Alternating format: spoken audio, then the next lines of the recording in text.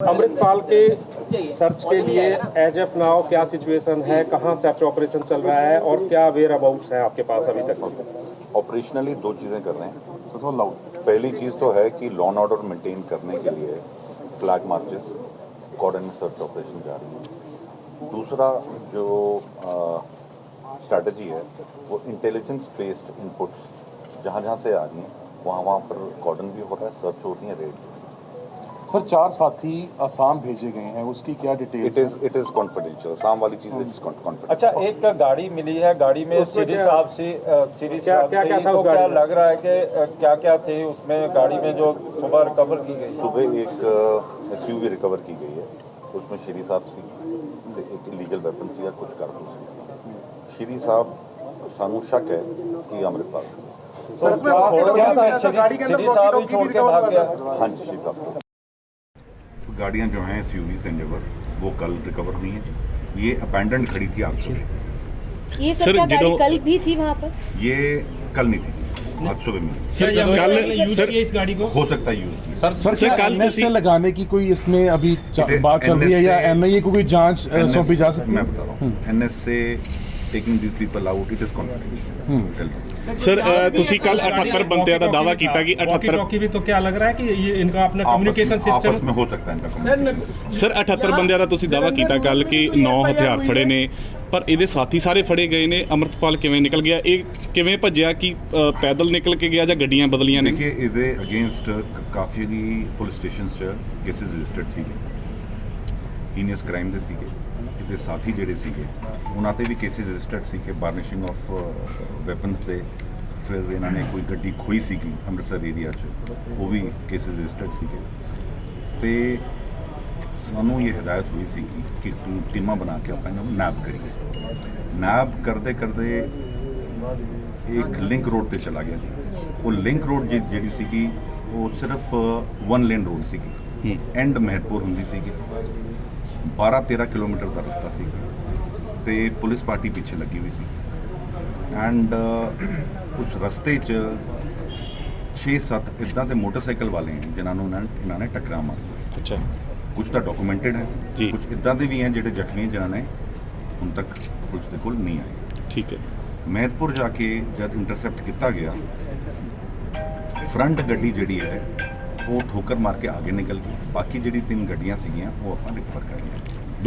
Sir और भी कोई गिरफ्तारी हुई है तक? ऑपरेशन कहाँ हुआ? जो पहला बार इसको देखा गया वो कहाँ पर देखा गया और उसके बाद कितने किलोमीटर तक इसको पुलिस ने इसका पीछा किया? देखिए इसने अपना रूट 2-3 बार बदला है। पहले हरीके था, उसके बाद फिर दूसरे फ्लाईओवर से ये पुल से डोबा में एंटर हुआ है। शाहकोट के एरिया में पहली बार देखा गया, वहाँ पर इंटरसेप्ट किया गया, वहाँ पर यू टर्न ले लिया। फिर ये किसी फ्लाईओवर के नीचे से लिंक रोड पे चला। एक सर खबरां ये भी चलियां ने कि हाँ जी, इलीगल वेपन जो हैं वो 7 रिकवर हुए हैं और 300 से ज़्यादा।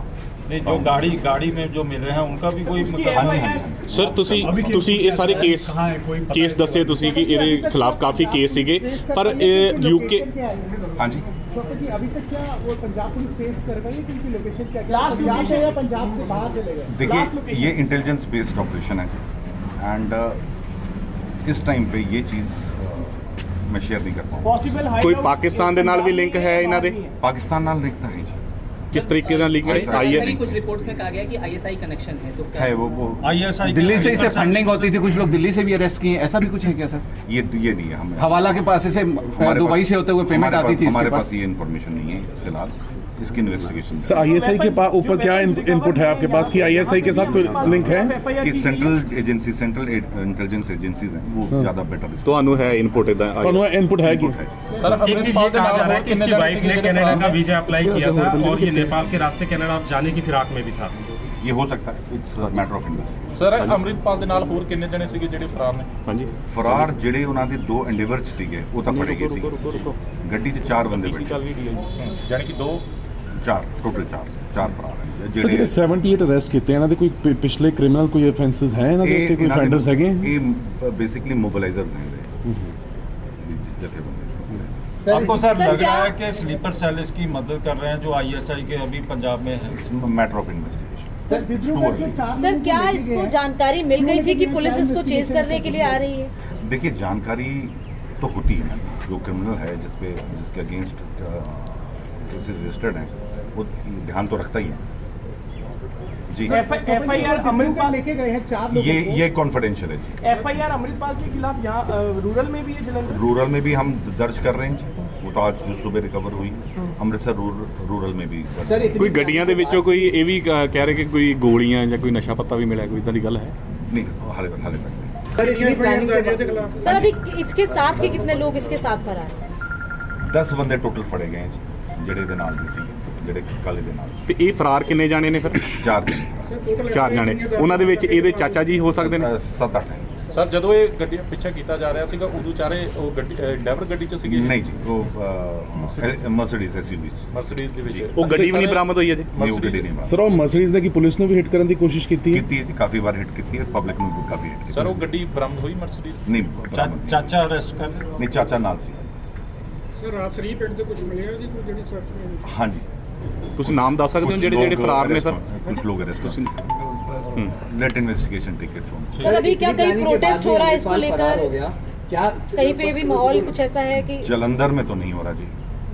सर इतनी प्लानिंग के बाद भी अमृतपाल फरार हो गया, पुलिस के मोराल पे क्या असर पड़ा है? नहीं, मोराल हाई है, मोराल काफी डाउन, जोश बिल्कुल हाई। तो कहाँ चूक कहाँ हुई सर? प्लानिंग में चूक हुई? नहीं, प्लानिंग में चूक आप इसको पॉजिटिव सेंस में लीजिए ना, आप इसको पॉजिटिव सेंस में लीजिए। ਸਰ ਕੀ ਲੱਗਦਾ ਜਿਹੜੀ ਮਰਸੀਡੀਜ਼ ਗੱਡੀ ਸੀਗੀ ਇਹ ਇੱਥੇ ਹੀ ਹੈ ਜਾਂ ਇਹ ਏਰੀਆ ਤੋਂ ਬਾਹਰ ਚਲੀ ਗਈ ਹੈ? ਏਰੀਆ ਤੋਂ ਬਾਹਰ ਵੀ ਜਾ ਸਕਦੀ ਹੈ। ਆਪਾਂ ਹਰ ਐਂਗਲ ਤੋਂ ਇਨਵੈਸਟੀਗੇਟ ਕਰ ਰਹੇ ਹਾਂ ਕਿ ਗੱਡੀਆਂ ਫਾਈਨੈਂਸ ਕਿੱਥੋਂ ਹੋਈਆਂ, ਉਹਨਾਂ ਗੱਡੀਆਂ ਫਾਈਨੈਂਸ ਕਿੱਥੋਂ ਹੋਈਆਂ। ਜਿਹੜੀ ਮਰਸੀਡੀਜ਼ ਗੱਡੀ ਹੈ ਉਹ ਉਸ ਬੰਦੇ ਨੇ ਖਰੀਦੀ ਹੈ ਜਿਹਦਾ ਭਰਾ ਜਿਹੜਾ ਸੀਗਾ ਇਨਕਾਊਂਟਰ 'ਚ ਮਾਰਾ ਗਿਆ ਸੀਗਾ 10 ਕਿਲੋ ਹੀਰੋਇਨ ਦੇ। ਰਣਧੀਰ ਠੀਕ ਹੈ ਜੀ, ਉਹਦੇ ਕੋਲੋਂ ਇੰਨਾ ਪੈਸਾ ਕਿੱਥੋਂ ਆਇਆ? ਇੱਕ ਮਰਸੀਡੀਜ਼ ਗੱਡੀ ਦੀ ਸੀਗੀ ਸ਼ਾਇਦ ਜਿਹੜੀ ਸੋਸ਼ਲ ਮੀਡੀਆ ਤੇ ਵੀਡੀਓ ਵੀ ਵਾਇਰਲ ਹੋਈ ਲਾਸਟ, ਉਹ ਇਸੇ ਅਮਰਿਤਪਾਲ ਹੋਣਾ ਦੀ ਸੀਗੀ? जी जी। सर ये आईसुजू गाड़ी जो अभी रिकवर हुई है वो ये भी नहीं किए जी। ਸਰ ਕੋਈ ਕੈਸ਼ ਮਨੀ ਵੀ ਬਰਾਮਦ नहीं, ਹੋਈ? cash money। ਕੋਈ ਲਾਸਟ ਲੋਕੇਸ਼ਨ ਕੀ ਸੀ ਇਹਨਾਂ ਦੀ, ਪੰਜਾਬ ਦੀ ਹੈ ਜਾਂ ਬਾਹਰ ਦੀ? Last location Punjab. any phone recovered? Phones have been recovered. They have been sent for technical analysis. Amritpal का फोन Call भी? details with नहीं, not अमृतपाल। ਏਰੀਆ ਦੇ ਵਿੱਚ ਸਰਚ ਕੀਤੀ ਜਾ ਰਹੀ ਹੈ ਜੀ? सर्च की जा जो रही है। सर सर्च करती आप बोल रहे हो कि सिटी साहब जो कृपान है वहाँ पे वो अपने छोड़ गया है, तो क्या आपने इन्वेस्टिगेट किया है कि जो अमृतपाल की ही है। कृपान है वो नहीं, it is a matter of investigation। हमें शक है। ठीक है, अमृतपाल की हो सकती है। ठीक है सर।